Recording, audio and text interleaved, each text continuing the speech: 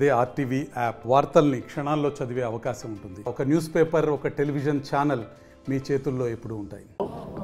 Anantapuram parliament పరిధిలోని 7 assembly నియోజకవర్గాల నుంచి తెలుగుదేశం, జనసేన, బీజేపీ ముఖ్య నాయకులందరూ కూడా కలిసి సమావేశమై ఈ పార్లమెంటు పరిధిలో ఉన్న తాజా రాజకీయ పరిస్థితులను, ఎన్నికల సన్నద్ధతకు ఆయా నియోజకవర్గంలో జరుగుతున్న ఏర్పాట్లను సమీక్ష చేసుకున్నాం.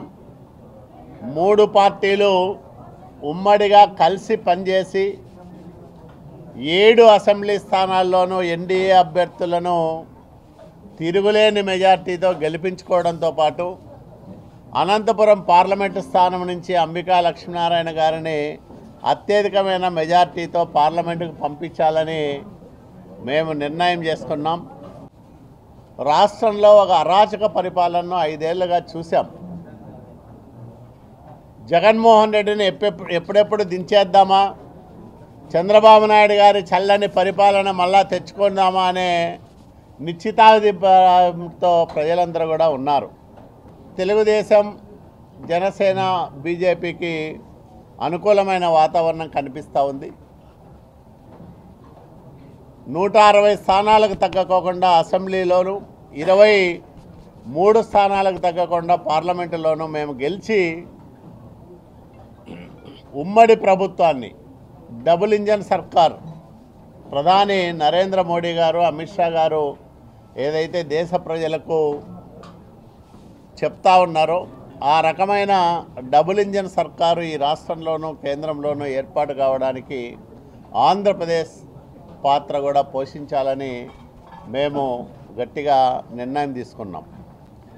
5 ఏళ్ల విధ్వంసకర పరిపాలనలో, అరాచక పాలనలో అన్ని వర్గాల ప్రజలు తీవ్ర అన్యాయానికి గురైనారు. ఏ వర్గము సంతృప్తిగా లేదు. ఏ వర్గము జగన్మోహన్ రెడ్డి పరిపాలన పర్వాలేదనే పరిస్థితుల్లో కూడా లేదు. అన్ని వర్గాల ప్రజలను బాధితులుగా మార్చాడు జగన్మోహన్ రెడ్డి.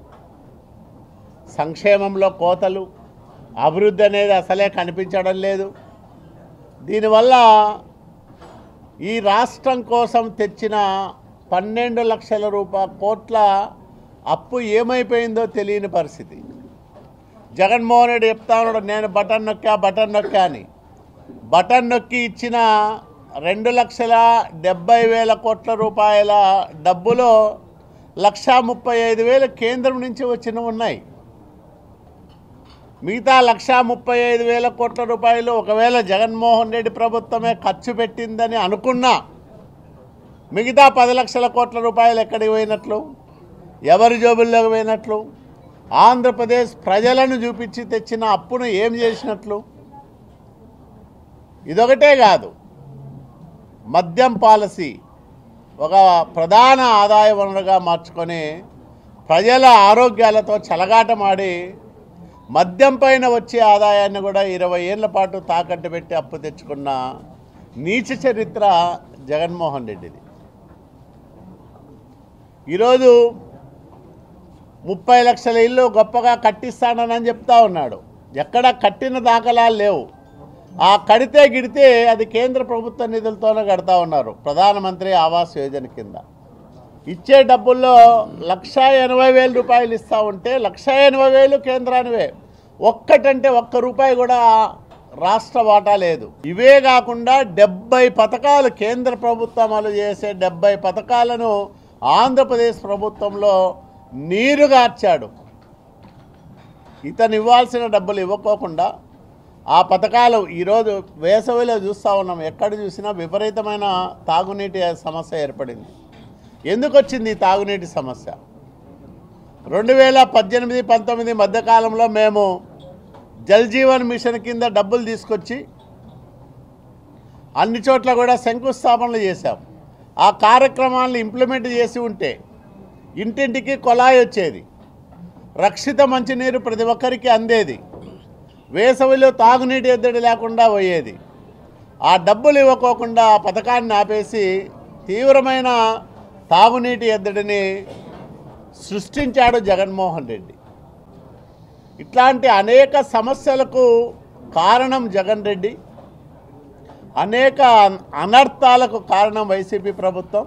ఇట్లాంటి పాలనను తరిమి కొట్టి మళ్ళా ఎన్డీఏ పరిపాలనను తెచ్చుకోవడానికి 3 పార్టీల నాయకులు అనంతపురం పార్లమెంటు పరిధిలో సమన్వయంగా పనిచేసి ఎక్కడ ఎలాంటి పొరపచ్చాలు లేకోకుండా అన్నదమ్ముల్లాగా అక్క చెల్లెల్లాగా కలిసిమెలిసి పనిచేసుకుంటూ పోయి అభ్యర్థుల విజయానికి దోహదపడాలని ఈరోజు ఏకగ్రీవంగా మేము తీర్మానం చేసుకున్నాం. భారతీయ జనతా పార్టీల కూటమి అనేటువంటిది రాజకీయ అవసరాల కోసమో అధికారం కోసమో కలిసినటువంటి కూటమి కాదు. రాష్ట్ర ప్రజల కోసం, రాష్ట్ర సంక్షేమం కోసం కలిసినటువంటి కూటమి. ప్రతి ఒక్క పార్టీ కూడా ఇందులో సమాన భాగస్వామిగానే మేము భావిస్తున్నాం.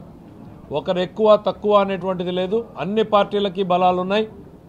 చంద్రబాబు నాయుడు గారి అనుభవం, పవన్ కళ్యాణ్ జోష్, మోడీ గారి బలం, ఇవన్నింటి కలయికతోనే రేపు కూటమి రాష్ట్రంలో అధికారాన్ని ఏర్పాటు చేయబోతోంది.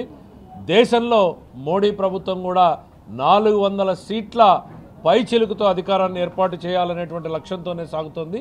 క్షేత్రస్థాయిలో అందరం కలిసి మెలిసి పనిచేయాలనేటువంటి నిర్ణయాన్ని ఈరోజు సమన్వయ కమిటీలో తీసుకున్నాం. నియోజకవర్గ స్థాయిలో ఇంకా మరింత మెరుగైన విధంగా కలుపుకుని పోయేటువంటి ప్రయత్నం చేయాలనేటువంటిది నిర్ణయం తీసుకున్నాం. ఖచ్చితంగా డబుల్ ఇంజన్ సర్కార్ రాష్ట్రంలోనూ కేంద్రంలోనూ ఏర్పడే దిశగానే తెలుగుదేశం, జనసేన, భారతీయ జనతా పార్టీల ప్రతి కార్యకర్త, ప్రతి నాయకుడు పనిచేయాలనేటువంటి లక్ష్యాన్ని మేముగా ఈరోజు ఈ సమావేశంలో నిర్దేశించుకున్నాం. ఇది 3 పార్టీల కలయిక కాదు, ఇది తెలుగు రాష్ట్రాల ప్రజల మేలు కోరేటువంటి కలయికగా రాష్ట్ర ప్రజలందరి ముందు పెట్టదలుచుకున్నాం. రాబోయేటువంటి రోజుల్లో మరింత మెరుగైనటువంటి సమన్వయంతో కలిసి డబుల్ ఇంజన్ సర్కార్ని ఏర్పాటు చేసే దిశగా కొనసాగుతాం.